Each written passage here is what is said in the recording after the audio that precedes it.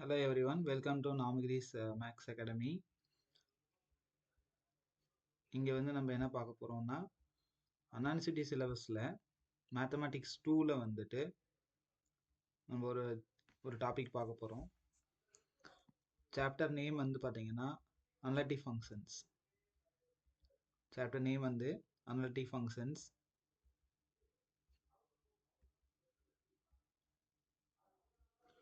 இந்த அனலிட்டிக் ஃபங்க்ஷன்ஸில் நமக்கு ஈஸியாக வந்து பாஸ் ஆகிற மாதிரி ஒரு டாபிக் வந்து பார்த்தீங்கன்னா அதை தான் இப்போ சூஸ் பண்ண போகிறோம். ஏன்னா எப்போவுமே அனாலிசிட்டி சிலபஸ் படி பார்த்தீங்கன்னா மேத்தமேட்டிக்ஸ் 2ல் வந்து நிறைய பேர் ஃபெயிலியர்ஸ் இருப்பாங்க.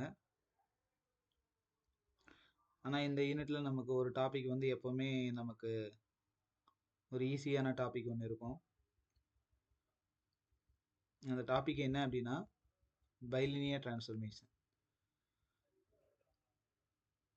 ஸோ இந்த கொஷின் பேப்பரில் பைலினியர் டிரான்ஸ்ஃபர்மேஷன்ல இருந்து கம்பல்சரி தே ஆஸ்கிங் ஒரு கொஷின் எடுப்பாங்க.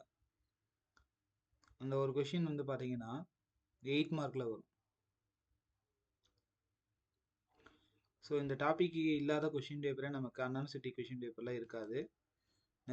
மேக்ஸிமம் இந்த பைலினியர் டிரான்ஸ்ஃபர்மேஷன் டாப்பிக்கில் இருந்து கம்பல்சரி எவ்ரி இயர் ஒரு கொஷின் வந்துடும். ஸோ நீங்கள் இதை ப்ரிப்பேர் பண்ணிக்கிட்டீங்கன்னா கம்பல்சரி ஒரு 8 மார்க் நம்ம ஸ்கோர் பண்ணிடலாம். ஸோ இப்போ கொஷினுக்குள்ளே போகலாம். இங்கே கொஷின் என்ன கொடுத்துருக்காங்க அப்படின்னா find the bilinear transformation which maps the points z equal to 0, 1, infinity into the points w equal to I, 1, minus I. So bilinear transformation find out பண்ணணும். இசட்டில் ஒரு பாயிண்ட்டும் நமக்கு டபிள்யூவில் ஒரு பாயிண்ட்டும் கொடுத்துருக்காங்க. ஸோ பைலினியர் டிரான்ஸ்ஃபர்மேஷனில் நமக்கு வந்து பார்த்தீங்கன்னா மொத்தம் 3 கேட்டகரிஸ் இருக்கும். கேட்டகரி 1 பார்த்தீங்கன்னா இன்ஃபினிட்டி வந்து ஒரு பாயிண்ட் எதர் இசட்லேயோ இல்லை டபிள்யூலையோ ஒரு இன்ஃபினிட்டி கொடுத்துருப்பாங்க. செகண்ட் கேஸ் வந்து பார்த்தீங்கன்னா நமக்கு 2 இன்ஃபினிட்டி கொடுத்துருப்பாங்க. இசட்லேயும் இன்ஃபினிட்டி கொடுத்துருப்பாங்க, டபிள்யூலையும் இன்ஃபினிட்டி கொடுத்துருப்பாங்க. கேஸ் 3ல வந்து பார்த்தீங்கன்னா நமக்கு ரெண்டுமே இன்ஃபினிட்டி இல்லாமல் காம்ப்ளெக்ஸ் நம்பரில் நமக்கு பாயிண்ட்ஸ் கொடுத்துருப்பாங்க. இந்த மாதிரி 1, I, மைனஸ் I, இசட்லேயும் மூணுமே இன்ஃபினிட்டி இல்லாத மாதிரி கொடுத்துருப்பாங்க. ஸோ இந்த ப்ராப்ளம் வந்து பார்த்தீங்கன்னா நம்ம ஃபஸ்ட்டு கேஸில் எடுத்துக்கிறோம். ஒரு இன்ஃபினிட்டி நமக்கு இசட்டில் ஒரு இன்ஃபினிட்டிங்கிற பாயிண்ட்டு கொடுத்துருக்காங்க. ஸோ அதை பேஸ் பண்ணி ஃபஸ்ட்டு கேட்டகரியாக நம்ம இதை கன்சிடர் பண்ணிக்கிறோம். இப்போ ப்ராப்ளம் வந்து எழுதும்போது இசட்டுக்கு வந்து 3 பாயிண்ட் கொடுத்துருக்காங்க. அந்த 3 பாயிண்டில் we give நேம் கொடுத்துக்கலாம். z1, z2,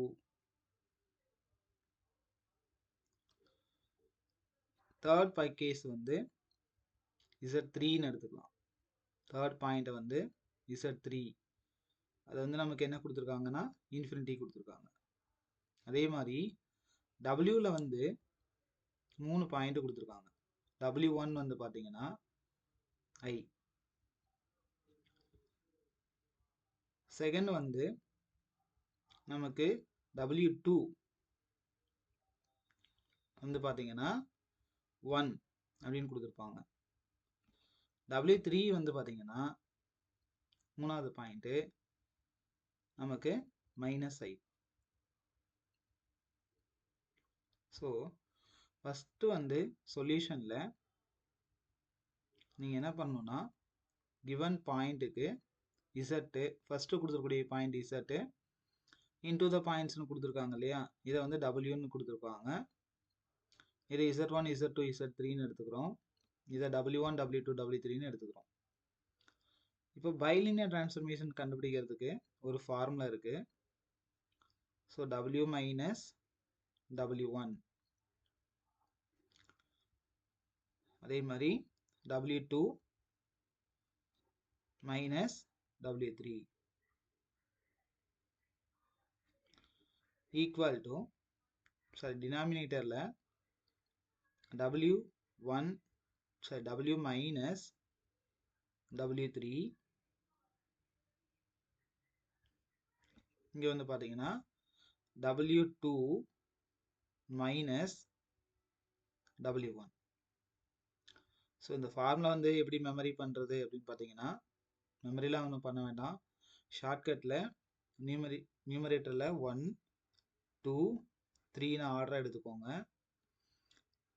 டினாமினேட்டரில் ரிவர்ஸில் 3 2 1 அப்படின்னு எழுதிக்கோங்க. ஸோ இது வந்து லெஃப்ட் சைடு. நமக்கு ரைட் சைடு வந்து பார்த்தீங்கன்னா இசட்டில் வரும், அதாவது Z minus Z1. Left side எழுதிட்டீங்கன்னா ரைட் சைடு அப்படியே டபுள்யூக்கு பதிலாக இசட் போட்டிங்கன்னா போதும், அதாவது Z2 மைனஸ் Z3. டினாமினேட்டரில் நமக்கு அப்படியே ரிவர்ஸில் சொன்னோம் இல்லையா, Z minus Z3, Z2 minus Z1. So இது ஃபஸ்ட்டு நம்ம ஃபார்முலா வரைக்கும் நம்ம கரெக்டாக எழுதிடும். ஃபஸ்ட்டு என்ன பண்ணிடுறோம்னா சொல்யூஷன் எழுதுகிறோம், சொல்யூஷன் போட்டு கிவன் எடுத்து எழுதிடுங்க. ரெண்டாவது வந்து ஃபார்முலா. அப் டு இது வரைக்கும் நீங்கள் ஃபார்முலா கரெக்டாக எழுதிட்டீங்கனாலே நமக்கு 2 மார்க்கு கம்பல்சரி வந்துடும். சரிங்களா, இது வரைக்கும் ஃபார்முலா கரெக்டாக எழுதிட்டிங்கன்னா 8 மார்க் கொஷினில் 2 மார்க்கு நமக்கு உறுதியாக வந்துடும். நெக்ஸ்ட் ஒன், இந்த கிவன் ப்ராப்ளத்தில்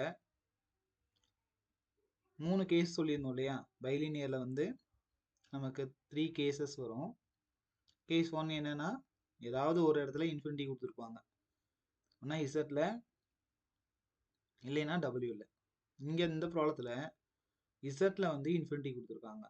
ஸ்பெசிஃபிக்காக சொல்லணும்னா Z3ல இன்ஃபினிட்டி கொடுத்துருக்கனால இதுக்கு அடுத்த ஸ்டெப் போகும்போது நீங்கள் Z3ங்கிற டேமை விட்டுருங்க. நெக்ஸ்ட் ஸ்டெப் எழுதும்போது W மைனஸ் W1 வந்து பார்த்தீங்கன்னா I, W2 வந்து பார்த்தீங்கன்னா we have 1 minus W1 வந்து நமக்கு I, சாரி W3 வந்து மைனஸ் I, நமக்கு மைனஸ் இந்த மைனஸ் வந்து ப்ளஸ்ஸாக மாறிடும். இப்போ டினாமினேட்டர் வந்து பார்த்தீங்கன்னா W மைனஸ் W3 வந்து நமக்கு மைனஸ் I இல்லையா, ஃபார்முலாவில் மைனஸ் இருக்கனால மைனஸ் இன்ட்டு மைனஸ் ப்ளஸ்ஸாக ஆகிடும், W ப்ளஸ் I. இங்கே வந்து W2 வந்து 1 மைனஸ் W1 வந்து பார்த்தீங்கன்னா I. இந்த ரைட் சைடில் Z3 இன்ஃபினிட்டி கொடுத்துருக்கனால Z3 இருக்கக்கூடிய 2 டேமையும் நியூமரேட்டர்லையும் டினாமினேட்டர்லையும் விட்டுருங்க. மீதி வந்து Z மைனஸ் Z1ஓட வேல்யூ வந்து 0, டினாமினேட்டரில் Z2 மைனஸ் Z2 வந்து 1 மைனஸ் 0. ஸோ இது 1 மைனஸ் 0 வந்து டினாமினேட்டரில் 1. ஸோ ஸ்பெசிஃபிக்காக இதோட ஆன்சர் வந்து Z. ஸோ நெக்ஸ்ட் என்ன பண்ணுறோன்னா, இதை வந்து இந்த லாஸ்ட் டைம் எடுத்துக்கோங்க, W மைனஸ் I பை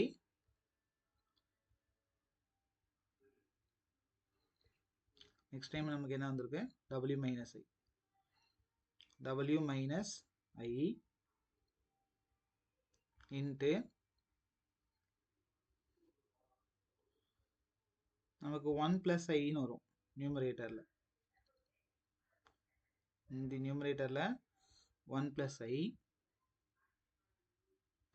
இப்போ டினாமினேட்டரில் W plus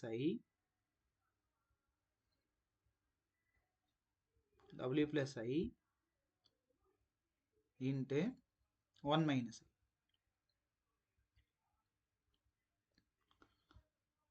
I equal to Z. So இது வந்து நம்ம லாஸ்ட்டாக ஒர்க் அவுட் பண்ணி முடிச்சிருக்கோம். நெக்ஸ்ட் வந்து இது சிம்பிளிஃபிகேஷன் பண்ணணும். நம்ம லோயர் கிளாஸில் படித்த மாதிரி இந்த டினாமினேட்டரில் நமக்கு காம்ப்ளெக்ஸ் நம்பர் வந்து நமக்கு வரக்கூடாது. டினாமினேட்டரில் காம்ப்ளெக்ஸ் நம்பர்னால் ஐங்கிற மாதிரி 1 - i 1 + i இதெல்லாம் காம்ப்ளெக்ஸ் நம்பர்னு சொல்லுவோம்.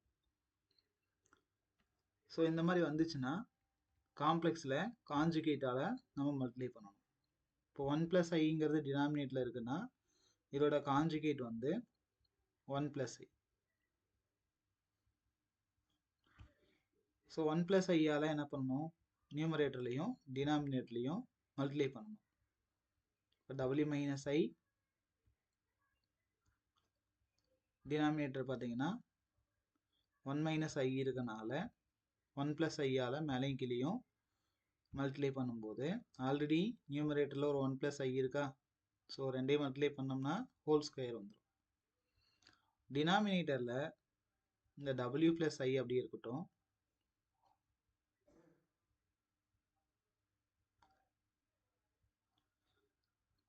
இந்த 1 - i × 1 + iன்னு வரும். That means a + b × a - b ஃபார்மேட்டில் நமக்கு வந்துடும். 1 + i × 1 - iன்னு வரும். இப்போ இதை மல்டிப்ளை பண்ணோம்னா நமக்கு 1 × 1 வந்து 1, 1 × - i வந்து -i, அதாவது 1 × - i, +i × 1 வந்து +iன்னு வரும்.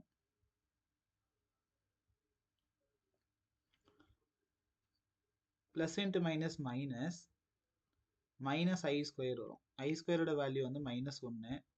ஸோ இந்த இடத்துல நமக்கு +1ன்னு வரும்.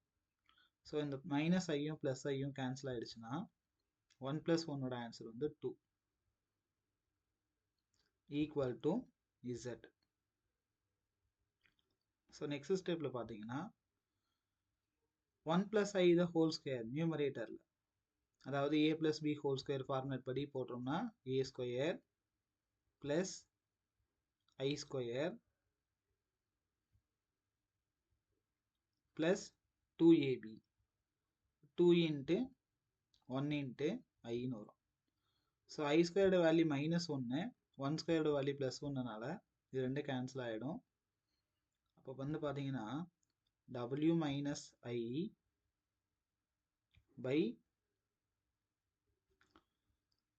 i இன்ட்டு நமக்கு 2iன்னு வரும்.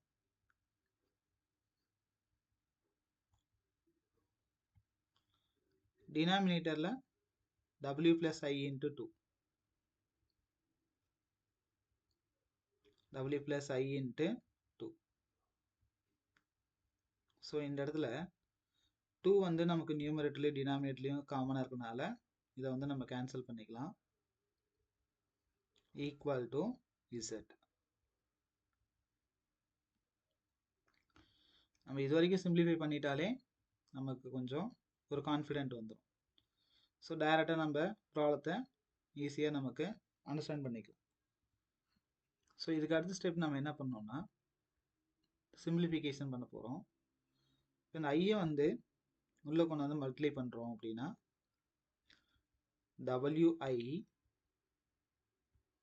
wi - i² வரும். i² வந்து நமக்கு தெரியும், இட் இஸ் -1, -i² வரும், இட் இஸ் வந்து +1ன்னு மாறிடும். = இந்த w + i வந்து ஈக்குவல் கன்சல்ட் கொண்டு போனோம்னா z × w + iன்னு வந்துடும். ஸோ இதை கொண்டு போய் மல்டிப்ளை பண்ணுங்க. w + wi + 1 இந்த என்னன்னா zw + ziன்னு.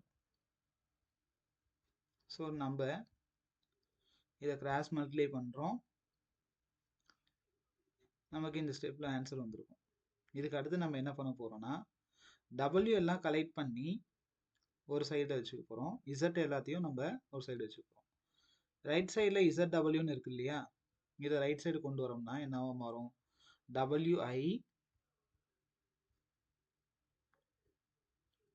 நமக்கு ரைட் சைடு கொண்டு வரும்போது என்ன வரும்? WI minus ZW. So equal to நமக்கு இன்னொரு டைம் என்ன இருக்கு? இந்த 1 இருக்கு. 1 ஈக்குவல் கன்சிடர் கொண்டு போயிட்டோம்னா ZI minus 1. So ZI minus 1. ZI minus 1. So இந்த லெஃப்ட் சைடில் W வெளியே எடுத்துட்டீங்கன்னா I minus Z equal to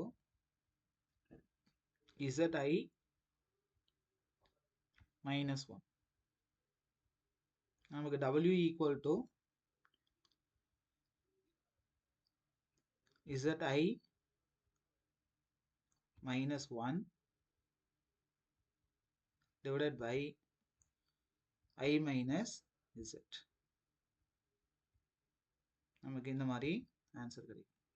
so நம்மளுடைய எய்ம் என்னன்னா, இந்த பைலினியர் டிரான்ஸ்ஃபர்மேஷன் ஃபார்முலாவை எழுதிட்டு நம்ம கடைசியாக W equal to in terms of Zல ஆன்சர் கொண்டு வரணும்.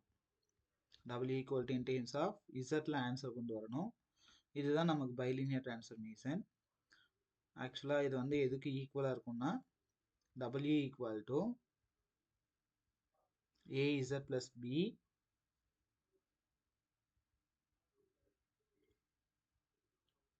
divided by CZ plus D.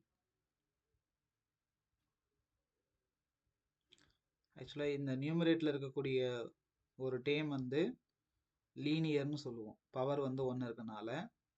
அதே மாதிரி டினாமினேட்டர்லையும் பவரில் வந்து 1 இருக்குது. ஸோ 2 டேம் லீனியர் இருக்கனால தான் இந்த மெத்தடோட பேர் வந்து பைலீனியர் டிரான்ஸ்ஃபர்மேஷன் நம்ம சொல்கிறோம். ஸோ நம்மளோட அல்டிமேட் என்னன்னா, W equal to Zன்னு ஆன்சர் கொண்டு வரணும். ஸோ நம்ம ப்ராப்ளம் பார்த்தோன்னுமே நமக்கு பைலினியர் டிரான்ஸ்ஃபர்மேஷன் எப்படி சால்வ் பண்ணுறதுனா நமக்கு கொஞ்சம் சிரமமாக இருந்தாலும், first we write the formula. Infinity இருக்கக்கூடிய டேமை ஒமிட் பண்ணிடுறோம், பாயிண்ட்டை சப்ஸ்டியூட் பண்ணுங்க. டினாமினேட்டரில் நமக்கு காம்ப்ளெக்ஸ் நம்பர் வரக்கூடாது. ஸோ காஞ்சுகேட் எடுத்துகிட்டு கிராஸ் மல்டிப்ளை பண்ணி நமக்கு ஃபைனலாக W equal to in terms of Zல ஆன்சர் கொண்டு வந்துட்டீங்கன்னா நமக்கு தேவையான பைலினியர் டிரான்ஸ்ஃபர்மேஷன் கிடைச்சிடும். கடைசியாக நம்ம ஃபைண்ட் அவுட் பண்ணது கரெக்டு தானா அப்படிங்கிறத செக் பண்ணி பார்க்கணும். அதுக்கு ஒரு ஸ்மார்ட் மெத்தட் என்னன்னா, கிவனில் இசட் வந்து 3 பாயிண்ட்ஸ் கொடுத்துருப்பாங்க. ஸோ 3 பாயிண்ட்ஸை கொண்டு போய் நம்ம லாஸ்ட்டாக கண்டுபிடிச்சோம் இல்லையா டபிள்யூவில், அந்த ஆன்சரில் சப்ஸ்டியூட் பண்ணிங்கன்னா டபிள்யூவோட வேல்யூ கிடைச்சிடும்.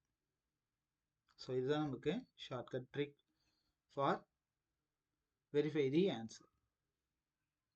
Okay, thank you.